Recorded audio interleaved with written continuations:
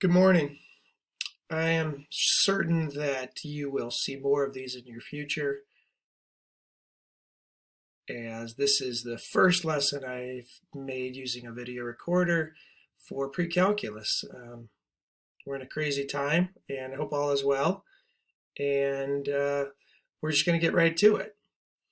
So we're going to do a unit on sequences and series, and so let's define some things to start out with. You're going to really want to maybe write all this stuff down, because after you go from this video to different lessons, you're going to want to have some notes down. So this is your time to get the notes down and to as if you were sitting in my classroom in a lecture. So let's start. So the first thing that we're going to talk about is what is this idea of a sequence. And a sequence in math is a list of numbers that usually follows a pattern.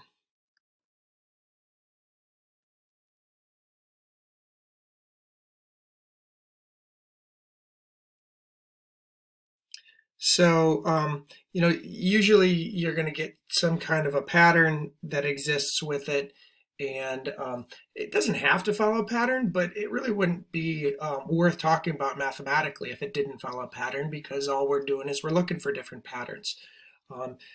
Based on what happened previously, what's the new pattern? So we are going to get into a little later in the unit what a series is. And a series is the sum, which is the addition, of the sequence.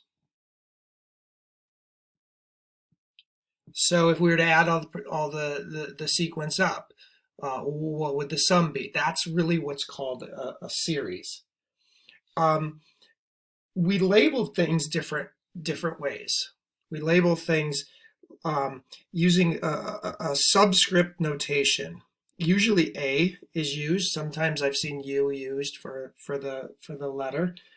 But so something like A sub 1. What that is the first term of the sequence. So whatever the sequence starts out with. So then it would make sense that A sub 2 would be the second term of the sequence. And clearly, that A sub 3 would be the third term. A lot of times we'll talk about this n, where it's A sub n. And that's what we call the nth term of the sequence. And then, so that really allows us to sort of generically talk about a term, the nth term, and that allows us to write different formulas for something. In today's lesson, which really replaces that first day packet, we're going to talk about a thing called recursive formulas. And what a recursive formula is it is a formula that we can use the previous term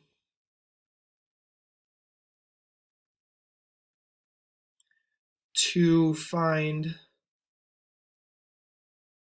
a new term, or the next term. So we're using a previous term to figure out what the new term is, and we could write a formula for it. So I'm going to work with a pretty easy example just to start out, and I know it's an easy example, but we got to start somewhere, and I want to make sure that you understand what's going on. So let's say I write down the sequence 2, 4, 6, 8. Most of you could kind of go, okay, well, I know what's happening with this sequence. Most of you in words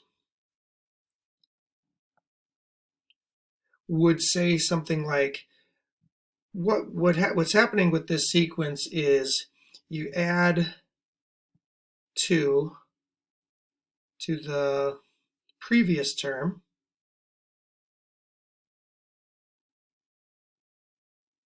to get the next term. And that completely makes sense. You know, if you look at going from 2 to 4, that's adding 2. From 4 to 6, that's adding 2. From 6 to 8, that's adding 2. So each time you're adding 2. So if we were going to write that in what a mathematician might call a recursive formula, what we'd do is we'd say, okay, our starting value. We know that first term is 2. That's what we know the first term is. Now, to get the next term, to get whatever term we're doing next, or the nth term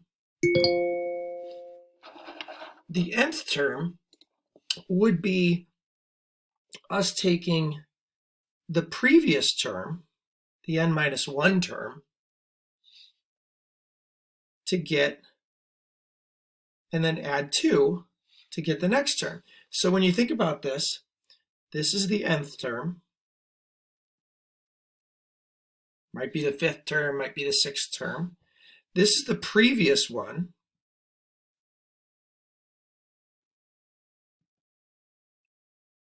Hence the recursive idea of using the previous term. And this is the what I might call the change from term to term.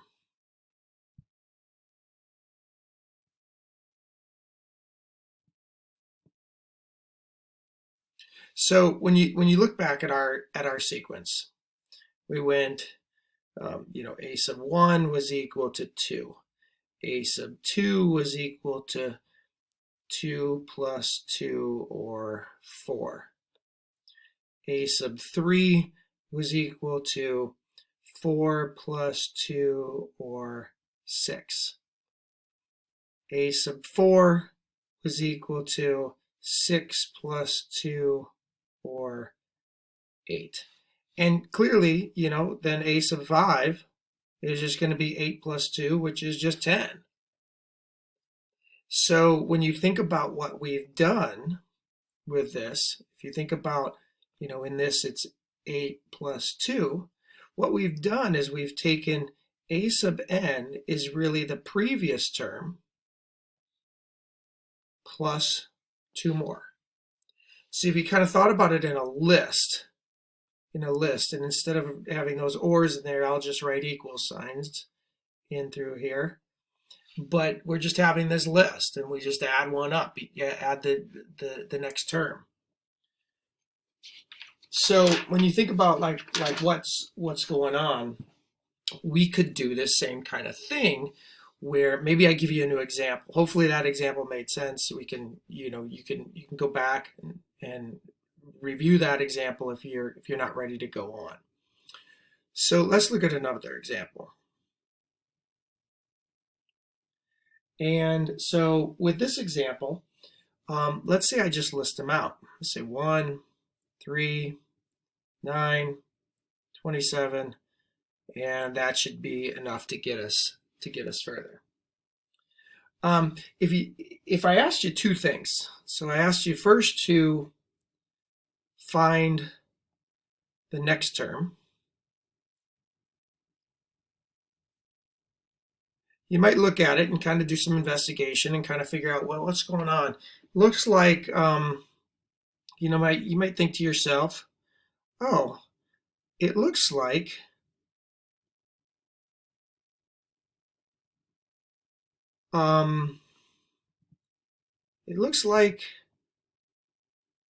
to get the next term,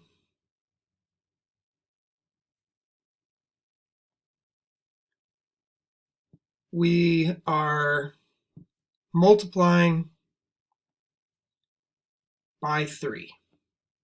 So you might kind of go, oh, it looks like we're multiplying by 3. You know, 1 times 3 is 3. 3 times 3 is 9. 9 times 3 is 27. And so you'd be good. You'd kind of go, okay, well, that means if this is if 1 is the first term, 3 is the second term, 9 is the third term, 27 is the fourth term, that fifth term would be 27 times 3, which is 81, and you'd be right. You know, you're right on there. So if I then kind of said, okay, now let's use that and let's do a little bit more with it, and let's say write a recursive formula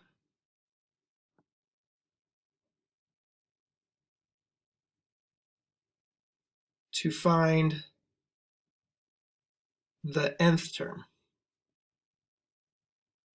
Now, if you're going to write a recursive formula to find the nth term, you know, we look back and we kind of go, okay, what we've done is the previous term has just been multiplied by 3.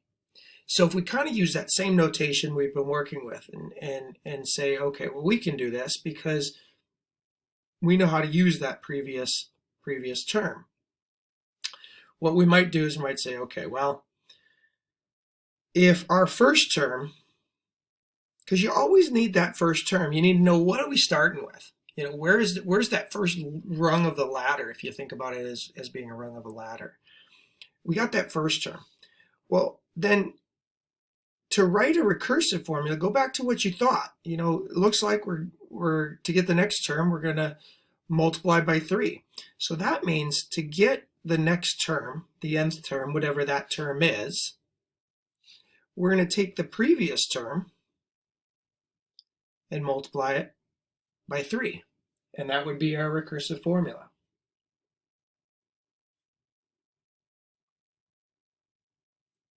Hopefully that makes sense. Go back and review it. We're going to go on to a new example. So let's look at, I have 2 more examples.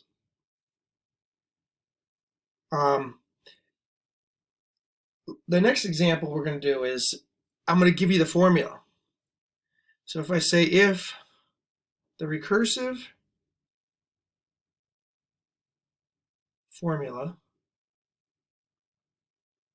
is a sub 1 is equal to 10 and a sub n is equal to the previous term times 1/2. Find the first 4 terms. Okay, so here's our example. I've got a recursive formula. First term is 10. The nth term is the n minus 1 term times 1/2. If you're going to read that out loud in words. So when we think about what we're doing with this, we're going to go, okay, well, then the first term is 10. The second term would be the first term times 1/2, or 10 over 2. The third term would be the second term times 1/2, or 10 over 4. The fourth term would be the third term times 1/2, or 10 over 8. And so on. And you can kind of see, you know, what's happening if you kind of looked at those values on a calculator. You know, it starts out with 10, then it goes to 5, then it goes to 2.5, then it goes to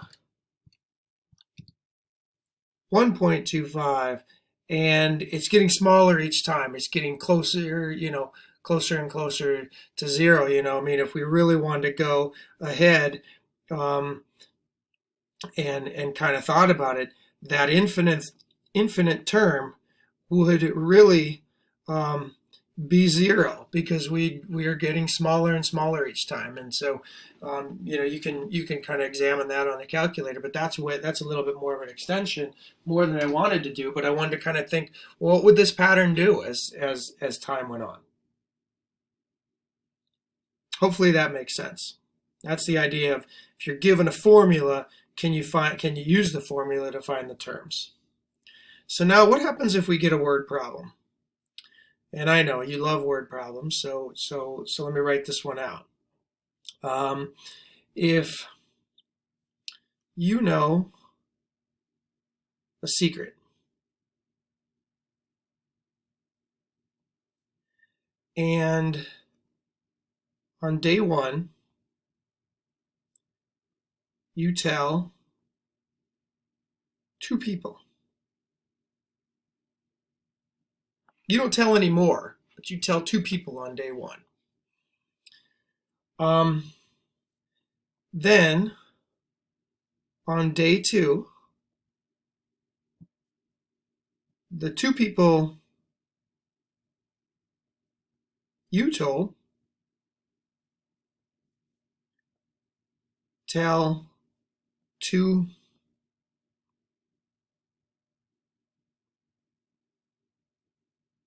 people each.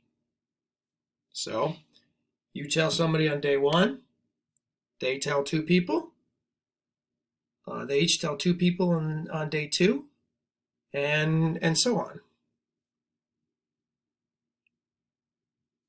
When you think about like we could write this out as a, so that's our example. Actually, let's just think about that example,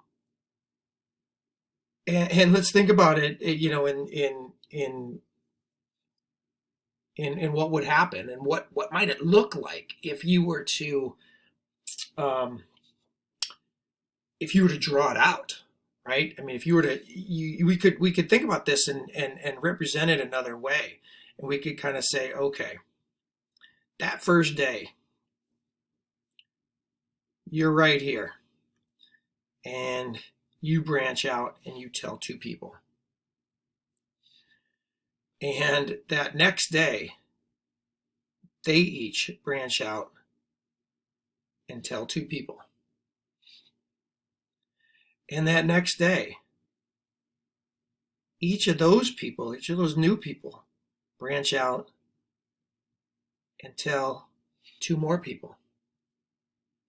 And if this continues, you can see that pretty quickly, suddenly,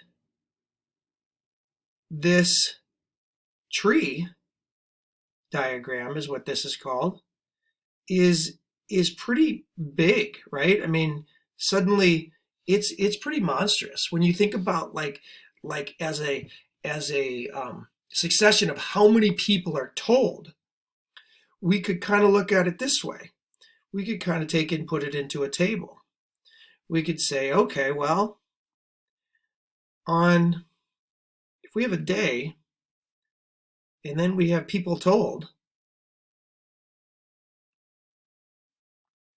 what we have is, that first day, 2 people are told. When you think about like where we are, that first day, 2 people are told. That second day, 4 people are told. That third day, 8 people are told. That fourth day, 16 people are told. So when you think about going back to this table, on the first day, 2 people are told. On the second day, those 2 people each tell 2 people, so 4 people are told.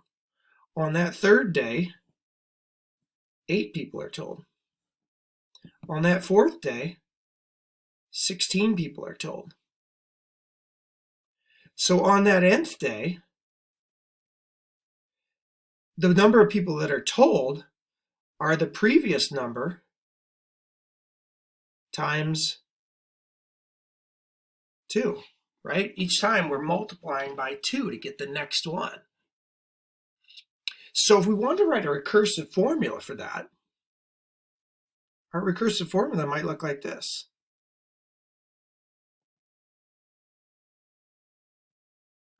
Our recursive formula would be, okay, that first day, 2 people were told. That nth day, the number of people that were told is the previous day times 2, because all those previous day people get to tell 2 more people this secret. So what if I said, okay, how many people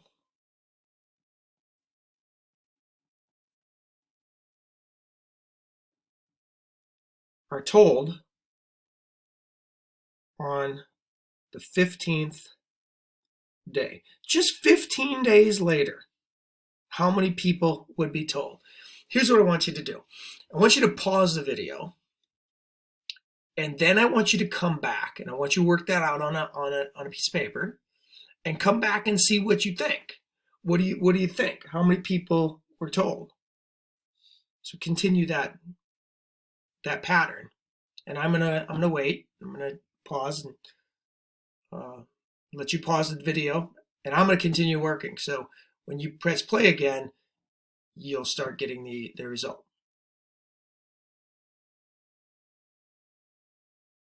Okay, hopefully you've worked that out, and we kind of look at what's happening. Well, maybe some of you kind of said, okay, well, I'm just going to make a table. Maybe some of you figured out that I don't need to make a table, I just need to count. But here's we got the day, and here we got the people. So we know that first day, right? That first day, we told 2 people. That second day, 4 people were told. That third day, 8 people were told. That fourth day, 16 people were told, and we're just multiplying by 2 each time, right? That fifth day, 32 people were told.